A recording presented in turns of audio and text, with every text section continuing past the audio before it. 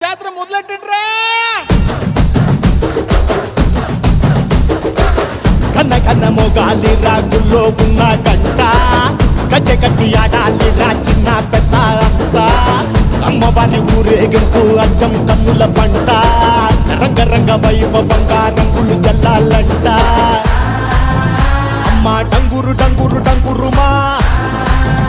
అమ్మ అమ్మోరు డంగురు డంగురుమా అమ్మ డంగురు డంగురు డంగురుమా